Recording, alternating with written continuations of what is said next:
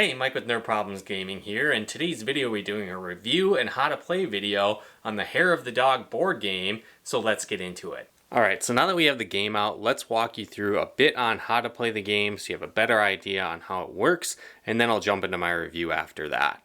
Now, one thing to note as you start off the game is that there's several different variants that you can play, and so there'll be potentially a slightly different setup depending on if you're playing with 2 players, more than 4, a solo version, or adding additional elements to the game as well. So when you're starting off, definitely check out page 2 of the rulebook, as it can indicate what things you might want to remove from the game as you're starting out. But overall, I'll be playing through a basic 2-player game, and then again, depending on how many players you're playing as, you'll have to adjust accordingly. But either way, I think this will give you a better understanding of the general rules of the game, and then you'll be able to decide whether it looks like a fun game to you or not. And so setting up the game is actually pretty simple. You're going to start off by giving each player a player pawn. We've got those sat at the bar right now. Each player will want to get a player mat. This basically indicates the turn order as well as how you score at the end of the game. Give each person a glass with 8 sips in it. This just indicates how many actions you can take on a turn. Give each player 2 random fetch quests, and then they'll have the option to choose which one they want to keep throughout the game. Again, these can award additional points at the end of the game. And then you want to set up the doggy guest list. Now, how this works is that each dog is going to have 3 types of pet features. So Pancake here, for example, has a head pat, a butt scratch, and a belly rub. And so this would be the complete set for Pancake. And so you want to choose a set number of dogs depending on the player, and then collect all 3 versions and include them in the game. And so each player would select 2 dogs if you're playing with 4 or more players, or if you're playing a 2 or 3 player game, you want to select 9 dogs in total. And then what you're going to do is that you're going to shuffle each one of the dog piles up individually, stack them all up together to form your doggy guest list. And so we've done a little bit additional setup here, which we'll get to, but the next step that you want to do is lay out the bar tiles. And so for 2 to 4 players, you want to use 12 bar tiles, 5 to 6 players, 16, or 7 to 8, 20. And so again, you want to lay out these tiles here to form the board. There technically aren't any specific requirements with this, but typically when you're just starting off, you want to have the bar and the toy and the treat section to be on the outside of your bar formation. Again, you don't need to have it be a rectangle shape either, but that's a great way to start when you're first learning the game. Now again, you want to place your player tokens at the bar to start, and you'll also want to have the server token located at the bar as well to start the game. Make sure that you place the toys and treats on their respective piles on the tile for them, as you'll be gathering these throughout the game as you try and pet different dogs. You'll assign the first player token to the person that most recently pet a stranger's dog. You'll also want to place 1 dog and all 3 of their cards face down in the bar per player. And again, our setup here is for a 2-player game, and so 2 and 3 player games are a little bit different, where you'll actually be setting out 4 dogs into the bar.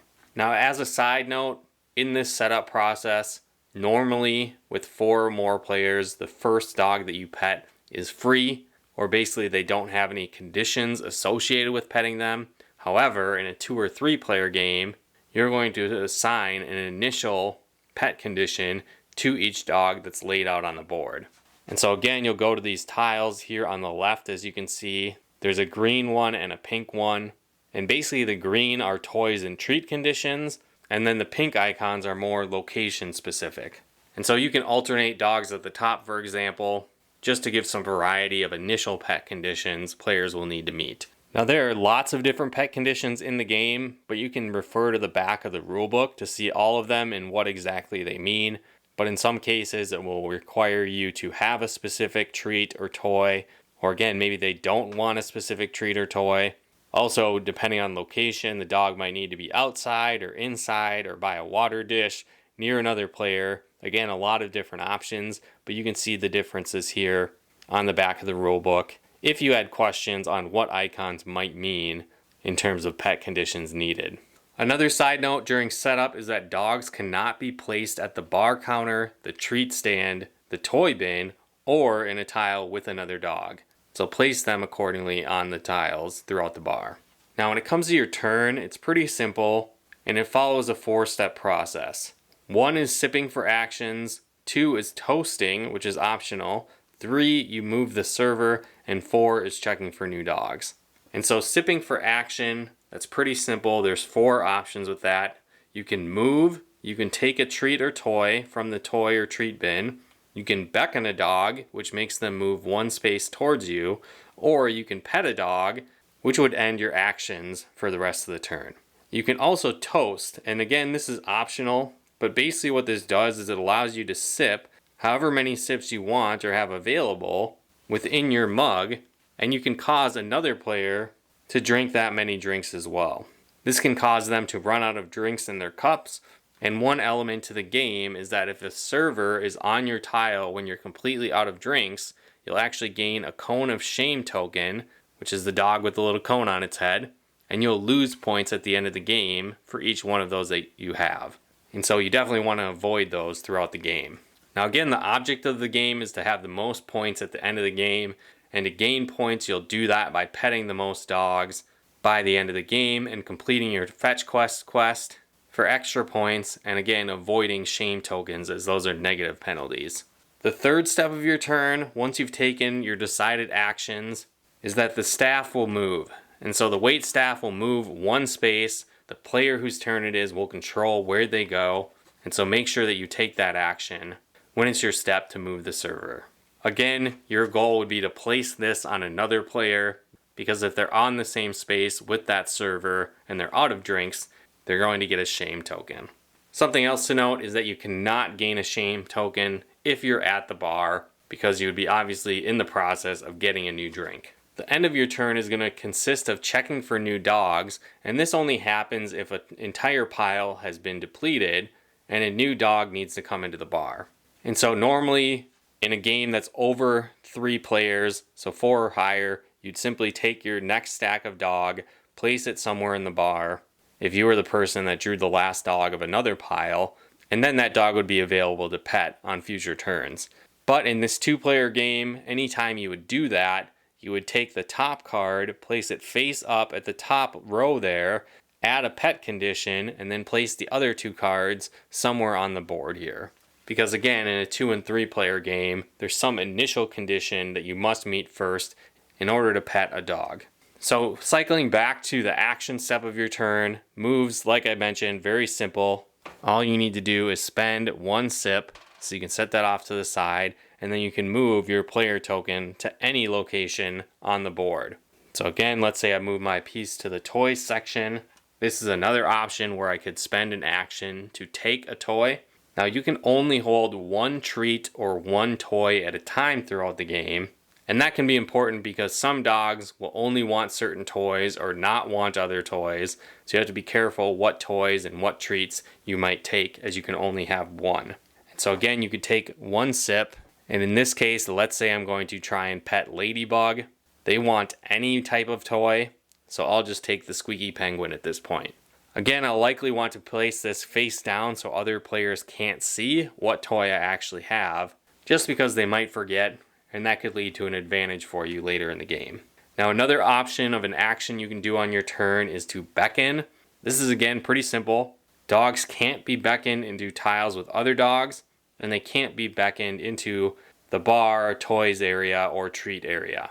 And so let's say, for example, I wanted to beckon Ori a little closer. I could just take 1 sip and spend that, and then Ori would move 1 tile closer to me, beckoning her into that tile. So if I happen to meet the pet conditions for Ori, I might move 1 additional space, spending a sip and going to that location, and then spending another sip to pet Ori.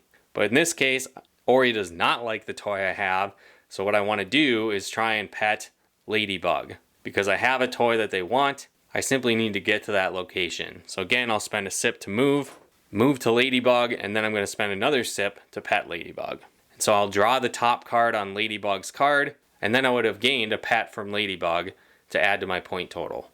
In this case, I gained a butt scratch, and the next thing I want to do is to add an additional condition for the rest of the players to try and pet Ladybug. And so their condition initially was a toy, So this time I'm going to take a location condition and add it to the card. Now in this case, I drew this inside option, but I'm going to put this face down as you want to keep this hidden from other players, making it more difficult for them to pet other dogs. And so now in this case, anyone else trying to pet Ladybug will need to have Ladybug inside, so one of the inside blue tiles, and they would also need to have some kind of toy. So you'll need to meet all the pet conditions if you hope to pet Ladybug successfully. Now this brings us to another element that you can do on your turn as an action, and that's sharing information. And so how that works is that players will need to have their pawns on the same space. So in this case, we're both on the Ladybug space. And now let's say this player wants to find out what this secret pet condition is. Now there's a couple options. We might agree to do this for free or some other type of condition. Maybe you agree not to toast each other next round, or not to place the server on the other player's location in the next round. Whatever the case might be, you can chat amongst yourselves and decide that. And if you want to freely share information, you can. Maybe this other player had another pet condition for another dog that they were keeping secret, and you decide to trade those with each other and share information. Again, sky's kind of the limit. So you can, again, decide amongst yourselves if you want to do that for free. But if the player is not willing to give you information, you can actually spend sips to gain that information. But again, with that, you need to be careful, because each sip that you spend, another player could counteract that by spending a sip of their own. So eventually, you might need more sips than the other player to get the information you want. Because if they counteract all of the sips that you use, you wouldn't have gained any information. So again, you can trade information as another step for an action for your turn. Also note that you cannot pet the same dog twice. So once you've pet one dog for the first time, that's it for that specific dog. Another thing to note is that anytime you pet a dog and use a treat while petting them, that treat is spent and goes immediately back to the treat pile. Toys, however, you keep after you try and attempt to pet a dog. Now let's say I try and pet a dog and I'm not 100% sure if I have what's required for them. The person that has that information would then inform me if I was successful or not in petting that dog. So you can always attempt to pet a dog, you just might not be successful. But remember that each time you do attempt to pet a dog, it ends your actions for the turn. So it's likely risky to try and pet a dog if you don't have all the information. Also, if you're unsuccessful, it is not revealed what those pet conditions actually were, so you'd still be in the dark if you were unsuccessful. Now, another thing to note that can happen on your turn is refilling your drink. And so there's a couple different ways to do that. If you start your turn at the bar counter, you'll automatically fill all your drink, replacing the 8 sips that you have available, and then you can take the rest of your turn. Also, if you start your turn and your cup is completely empty, you can also return immediately to the bar before you start your turn and fill your cup. Again, this means that you could have ended your turn with an empty cup and you won't be able to refill it until your next turn comes around. This could potentially be dangerous because if another player places the server token on your location, you're going to have to draw a cone of shame, which is negative points for the end of the game. Again, that's really the overview of your turns, so let's move on to how you actually score at the end of the game. Now what's nice is that your player token card here actually has a scoring reference right on it, and so as you can see, each combo that you have of a belly rub, butt scratch, and head pat is worth 5 points. Each single card above and beyond that is worth 1 point, and then each shame token you have is negative 2 points. And then also, any fetch quest you've completed is worth the points indicated on that fetch quest card. But really, that's how you add up the points. And again, if there's tiebreakers, the person with the most total pet cards would win, followed by the person with the fewest shame tokens, and third by the person with the worst ID photo. So again, scoring's pretty simple, and you'll be able to tally that at the end of the game. Now again, how the game actually ends is that the final round is triggered when a dog needs to be added, but the doggy guest list is empty. So again, if this pile of dogs here on the side is completely empty. After that, the game continues until it's the starting player's turn. And so again, this would give everyone a fair chance of having an equal number of turns before the game ends. Now again, that really wraps up the rules on how you actually play Hair of the Dog. As I mentioned, it can be slightly different depending on the number of players you have, what additional tokens you might add to the game, or whatever additional variants you might be playing besides the main base game. But now that you have a better idea on how the game works, let's jump into my review. Well, now that you have a better idea on how the game works, how do I actually feel about it? Well, I definitely had a lot of fun with this game. It's a cool game where you're playing for the most points by petting the most dogs. So as an avid dog lover, and also as a lover of breweries and brewery hopping, and bringing my dogs to breweries, this game fit right in. I really like the game's artwork. One thing that's really cool is that they actually based all the art on actual dogs. And so you might have noticed our dog Ori is actually in the game, so that's really awesome. And all of her artwork come from real life poses that she really does all the time. And so I'm sure all the other dogs throughout the game are the same way as well. And all of the different dogs and pets contained within the game are from various backers that helped make the game a reality. And so I thought that was really cool as well. And it really shows the love and care that went into this game. It has some really great components. I really like the little beer mugs that you move around. The cone of shame is really funny as well. And I think the game has a really high replay value. As there's many different variants that you can play. You can switch up the dogs or the different animals that are in the game. There's a solo mode. It plays great as a 2-player game. I think once you get the hang of the game, it's not too terribly difficult to learn. And games don't really take that long as well. Now I will say I think the game plays a lot better the more players that you add. Not that it's a bad experience as a 2-player game by any means. But I think once you get to 3 and more players, the wait staff actually moving around the bar plays a much bigger factor. It's pretty easy to dodge the wait staff if you have an empty drink when you're playing as a 2-player game. But as you get up into the higher player counts, there's a much better likelihood that you might run into the wait staff, as there'll be many more player turns in between when your turn ends and it finally gets back to you in the next round. So if you have an empty drink throughout that entire time, there's probably a good chance that the server might land on you in higher player games. Also, you're probably not going to be able to pet every single dog when you have more players in the game. The bar will be a lot bigger as well, as you'll increase the bar size depending on the number of players that you have. And so again, it's definitely still fun as a 2-player game, but I think you'll have more fun the more players you add to this. Again, I think there can be a lot of replay value to the game because there are so many variants and other features that you can add to the base play of the game. Again, the pet conditions can be totally different every time you play. The dogs that you might include can be different. And again, especially if you're playing with some of the variants, that can switch up the rules, adding more replay value to the game as well. Now again, the game does take place at a brewery, but it's definitely family friendly. You don't need to drink alcohol to enjoy this game by any means. And so again, maybe you're having soda or an iced tea or whatever the case might be. That could be your drink of choice as you play the game. It doesn't really matter. But again, if you like going to breweries, if you enjoy dogs, if you like bringing your dogs to breweries, I definitely think you'll appreciate this game a lot more. But overall, I had a lot of fun with it.